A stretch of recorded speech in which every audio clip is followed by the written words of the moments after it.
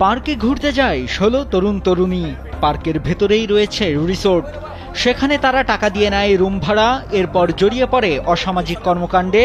তবে স্থানীয়রা বিষয়টি জানতে পেরে ওই পার্কে গিয়ে তরুণ তরুণীদের রুমের মধ্যে আটকে রাখে। পরে তাদের জেরা করলে বেরিয়ে আসে সব চাঞ্চল্যকর তথ্য। অনেক তরুণ তরুণী বলেন, আগেও তারা পার্কটিতে এসেছেন, টাকা দিয়ে রুম ভাড়া করে থেকেছেন। সেখানে থাকতে গেলে জাতীয় পরিচয়পত্র লাগে, তবে অধিকাংশ তরুণীর ভুল নাম দিয়ে রুম ভাড়া নেওয়া হয়। তারা তো ভাই পারমিশন দিছে, আইডি কার্ড লাগবো, তা লাগবো। তাইনার নাম মেন সুমাইয়াল সাদিয়া লেখাইছে। এ ঘটনায় এলাকাবাসী বলেন, পার্কটি শুরুর পর কয়েক বছর ভালো ছিল। গেল কয়েক বছর ধরে পার্কটিতে অসামাজিক কাজ হচ্ছে বলে শুনলেও তারা কখনো প্রমাণ পাননি। এবার হাতে নাতে প্রমাণ পেয়েছে তারা। বিষয়টি নিয়ে তারা ক্ষিপ্ত। ও ভাই, দোয়ান না করলে ম্যাজিস্ট্রেট আইব, সেনাবাহিনী আইব, পুলিশ আইব, আপনারা ফটো করবা। আপনারা যে অবস্থা দেখরা, এটা হয়েছে কি আমরা শিলাম এলাকাবাসী এবং আমরা শিলাম টিল্লাপাড়া, টিকরপাড়া, মাঝপাড়া যুব সমাজ সবে মিলিয়ে আমরা এলাকার পক্ষ থাকিয়া সবে মিলিয়ে প্রতিবাদ করছি।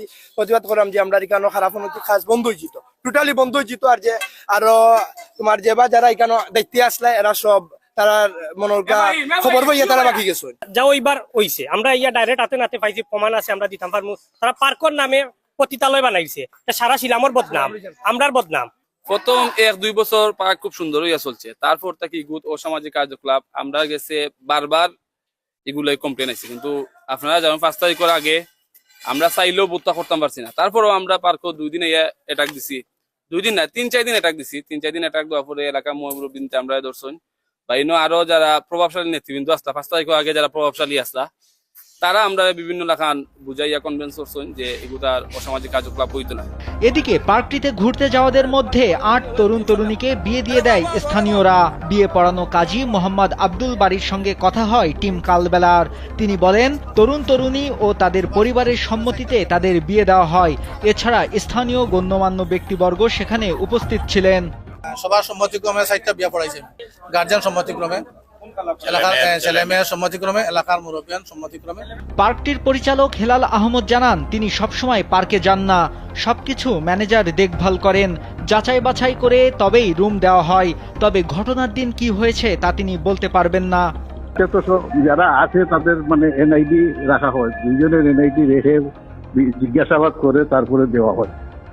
কারণ আজকে কিভাবে কি ঢুকছে, আমার ম্যানেজার সাহেব ছিলেন, ম্যানেজার আমি থাকি না, আমি মাঝে মধ্যে যাই। ম্যানেজার সাহেব ছিলেন, ম্যানেজার সাহেব এখন অসুস্থ, ওনার কাছ থেকে আর খবর পাই নাই। অনেক বাংচুর টাংচুর হয়েছে, ধরা হয়েছে, এগুলা খবর পাইছি। 19 জানুয়ারি চাঞ্চল্যকর এই ঘটনাটি ঘটে সিলেটের দক্ষিণ সুরমার মোগলাবাজারের রিজেন্ট পার্ক ও রিসোর্টে। মোগলাবাজার থানার ভারপ্রাপ্ত কর্মকর্তা খন্দকার মোস্তাফিজুর রহমান জানান, দুপুরে স্থানীয় লোকজন রিসোর্টের ভেতরে যান।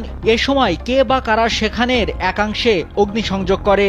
পরে ফায়ার সার্ভিস ও সিভিল ডিফেন্সের কর্মীরা গিয়ে আগুন নিয়ন্ত্রণে আনে। তরুণ তরুণীকে আটকের বিষয় তিনি বলেন, এলাকার জনগণ তাদের আটক করেছে, আমাদের কাছে দেয়নি। আমিও শুনছি, কিন্তু আমাদের কাছে এখন হ্যান্ডওভার করে না। ওখানে লোকজন আছে, জনগণ এখন আছে, নিজেরা আমাদের কাছে কারো হ্যান্ডওভার করে না। এখন স্বাভাবিক আছে, স্বাভাবিক। এ ধরনের অসামাজিক কর্মকাণ্ড যেন আর না হয়, তার জন্য পার্ক ও রিসোর্টটি বন্ধ করে দিতে বলে উত্তেজিত জনতা।